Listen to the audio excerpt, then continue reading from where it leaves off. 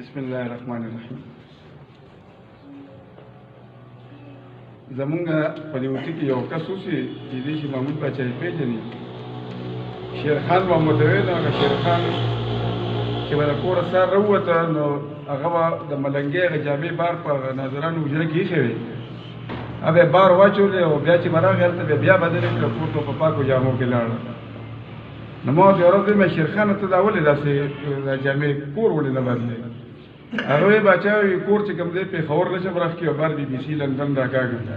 زما مثال هم د هغه شیرخان نه چې دی ځای کې ودرېږم نو بلا خبرې پړي خو به بیا رانه هېري یم سره بهرحال زه به هم نشات چې کوم دی نو خبره به په ټولو ملګرو وکړې، بلکې باچا محمود باچا پې چې کومه خاکه وویله نو د هغه چې څه وو هغه هر څه په هغې کې موجود وو.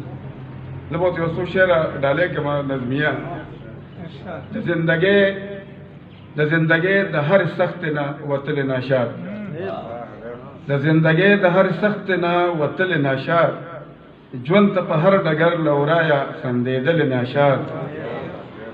وده به څه وکړي د دومره محرومو غېږه کې، وده به څه وکړي د دومره محرومو غېږ کې، د دې وطن په جهنم کې زیږېدل ناشاد. او شعر د چې نوې بې برستې د دې دور د چنګېز وړاندې، نوې بې برستې د دې دور د چنګېز وړاندې، په سترګو نه په افاقي فکر داغلی ناشاد.